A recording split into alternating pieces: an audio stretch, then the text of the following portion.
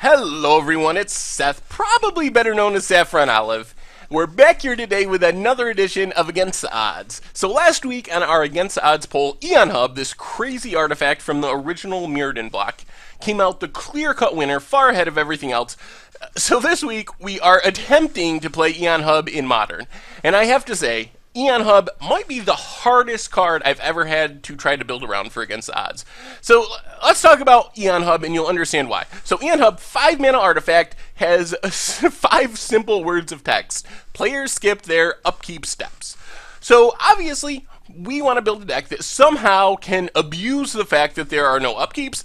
But this proved to be much harder than I ever would have imagined. A lot of what takes place on your upkeep is beneficial. The cards that say like, oh, you draw a card on your upkeep, or make a token on your upkeep. So actually pretty challenging to find negative things that happen on your upkeep. Anyway, what we ended up with is this crazy control deck that looks to use Eon Hub to turn somewhat pretty good okay cards into the most busted cards of all time, use that to control the game, and then eventually win. So for the rest of this deck tech or intro, we're going to talk about the card that's in the deck, and then we're going to have the comparison to the card that Eon Hub makes a card in our deck into, or even better than. So here, let me give you an example. First off, we have 3 copies of Pact of Negation. 0 mana, instant, counter target spell. And then it says, at the beginning of your next upkeep, you pay 5. If you don't pay 5, you lose the game.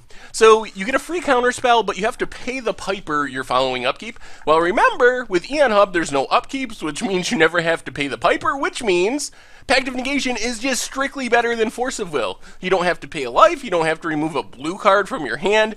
It is literally just 0 mana counter target spell. One of the great things about Pact of Negation with Eon Hub is we can play our Eon Hub in turn 5, and then we can immediately use our Pact of Negations either to counter our opponent's next play or to protect our Eon Hubs to make sure it stays on the battlefield. So, Pact of Negation in our deck, better than Force of Will. Up next, we have Slaughter Pact, works the same way as Pact of Negation. 0 mana, instant, destroy target non-black creature at the beginning of your next upkeep. You pay 2 and a black. If you don't, you lose the game. So remember, we don't have upkeeps when we have an Eon Hub on the battlefield. So this is just 0 mana, destroy target creature, which makes it strictly better than Dismember. Well, strictly better is not the right term there, but typically better than Dismember. 0 mana, kill anything except black creatures is a pretty good deal. Then we have 4 copies of Delay. So Delay is this really weird counter spell from Future Sight. 1 and a blue, instant, counter target spell. If a spell is countered this way, instead of going to its graveyard, what happens is Delay exiles it and gives it Suspend with 3 time counters. So Suspend, every upkeep, you remove a time counter from a card. When the last time counter is removed, then you get to cast that spell. It has haste, etc.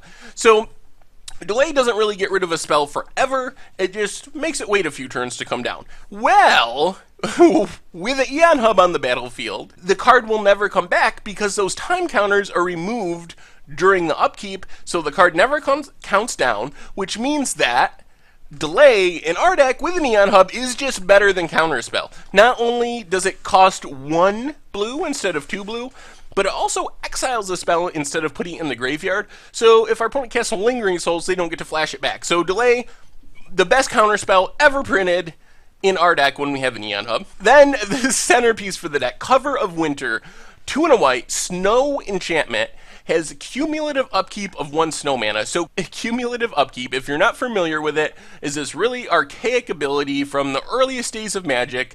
They brought back during Cold Snap because Cold Snap is technically the second set of the Ice Age block, but that is neither here nor there. So cumulative upkeep, you pay the first upkeep, you have to pay 1 snow mana. The second turn on your upkeep, you pay 2 snow mana, then 3, 4, so it gets progressively more expensive each turn. But remember, this happens during our upkeep, that's when you would pay that price. But as far as the text on the card itself, if a creature would deal damage, combat damage to you or 1 or more creatures you control, prevent X of that damage, where X is the number of age counters on Cover of Winter, and then you can pay a snow mana to put an age counter on Cover of Winter. So normally this is just like a really weird way to prevent damage, but it only lasts for a little while because you got to keep paying that snow mana upkeep over and over again. Remember, all of this takes place during the upkeep, so in our deck with an Eon Hub, Cover of Winter is pretty much an ensnaring bridge. It just prevents all the damage that creatures could deal. It's also a little bit like Worship in the damage prevention, although Worship prevents spell damage too, but Cover of Winter doesn't require a creature on the battlefield, and then it's also a little like Ghostly Prison in that it basically makes it really hard for our opponent to kill us with their creatures. So Cover of Winter, it can sit out on the battlefield for infinity with an Eon Hub. We can use snow mana to put a bunch of age counters on it, and just creatures our opponent controls cannot deal combat damage to anything, us or our creatures. Then we have 3 copies of Krovokian Whispers. So 3 in a blue. Enchant creature has a cumulative upkeep, which I just explained, of either a blue or a black mana, and it says you control enchanted creature. When Krovokian Whispers is put into the graveyard from play, you lose 2 life for each age counter on it. Well, remember, we don't have to pay the cumulative upkeep because we don't have an upkeep step, which means Krovokian Whispers is just better than Control Magic. Instead of paying 2 and 2 blue, we can pay 3 and 1 blue, and we can steal any creature we want to, so it's a pretty powerful effect. Control Magic is a card that they have deemed too good to print in standard legal sets. This effect usually costs 5 mana now, sometimes even more than that. Then we have Vanish into Memory. So 2, a white and a blue for an instant. Remove target creature from the game. You draw cards equal to that creature's power. At the beginning of your next upkeep, return that card to play under its owner's control. If you do, discard cards equal to its toughness. So this is this weird like blink effect. It also loots. The thing is, if there's no upkeep, which is when the creature normally returns, we can skip and cross off the last 2 sentences of text. So instead of the return to the battlefield, discard cards, we turn Vanish Memory into a card that says, exile target creature, you draw cards equal to that creature's power, which is insane. It is pretty much like Sphinx's Revelation. You hit a Worm Coil, draw 6 cards, and the Worm Coil's gone forever. It's just absolutely absurd. So those are the cards that we are looking to abuse with Eon Hub. As you could probably tell, we're basically a control deck, or trying to be a control deck. Then we have some cards. These cards don't specifically benefit from Eon Hub, but they're kind of necessary in a control deck. 4 copies of Path to Exile to kill things. 4 copies of Serum Visions to find our Eon Hubs or whatever other cards we need, answers we need. And then 3 Snapcaster Mage. The only thing I wanted to mention about Snapcaster is it is really sweet with the combination of Eon Hub and Pact of Negation or Slaughter Pact. But we can play a Snapcaster for 2 mana, flashback a Pact of Negation for free, and then we never have to pay that upkeep because of Eon Hub. So it gives us a lot of free counter spells in this deck.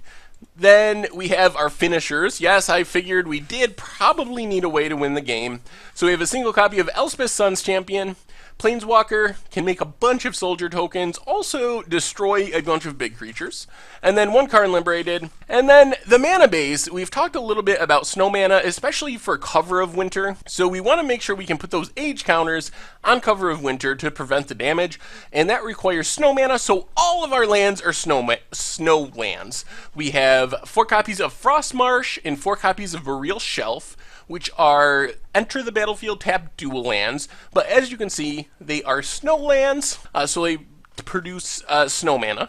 Then we have 7 snow-covered plains, 6 snow-covered islands, and then one of the key pieces to the deck, Scrying Sheets. Scrying Sheets is a really powerful card if you are playing a lot of snow things. So it's a snow land, taps to add a color list, you can pay 1 in a snow mana and tap it, and you look at the top card of your library. If the card is snow, you may reveal it and put it into your hand.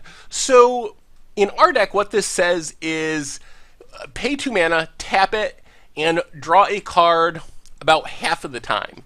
Because all of our lands are snow, our Cover of Winter is also snow, so about half of the permanents in our deck, half of the cards in our deck, are snow cards. So it's a really good way to make sure that we don't draw a pocket of lands, because we can draw them with Scrying Sheets. It can help us find our Cover of Winter. It is just really good in a way to generate repeated card advantage, which can help us grind out a long game with our control deck.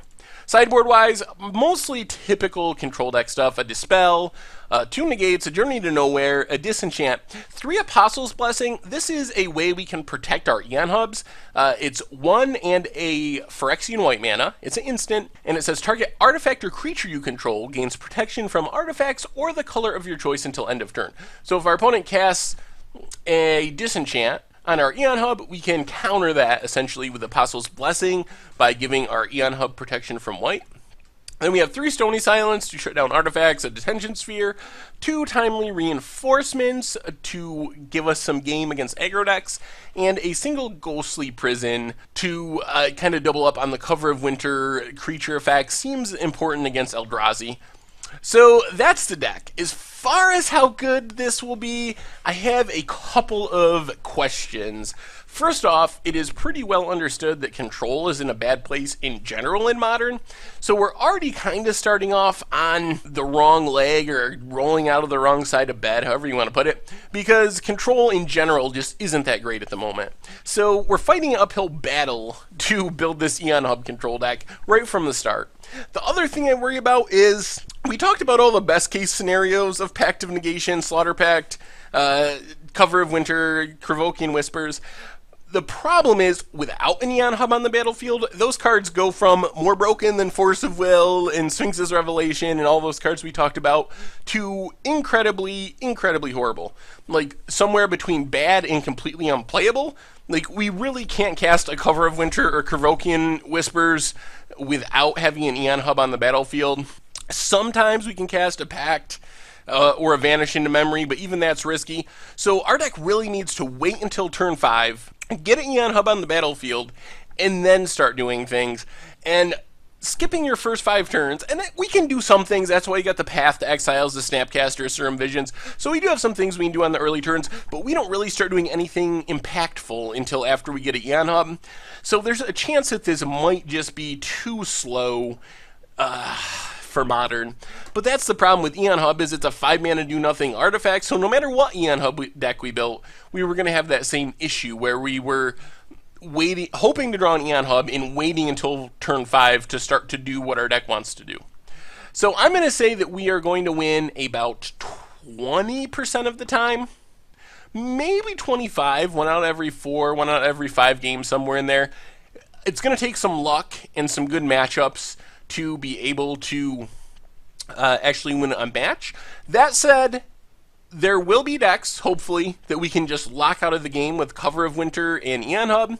So we do have kind of this backdoor way of stealing some matches just by locking people out of the game. Anyway, make sure to check out the website, mtggoldfish.com. It's where you'll find the article for this Against the Odds. You will find the voting, the poll for next week's Against the Odds, decks, prices, metagame strategy, pretty much everything and anything you could want related to Magic the Gathering. And if you enjoyed our Eon Hub videos here on Against the Odds, make sure to click the subscribe button that's about to pop up on the bottom of your screen. It'll keep you up to date on all the latest and greatest in video content from mtggoldfish.com. Anyway, thank you all for watching. I hope you enjoy our videos, and I will talk to you soon.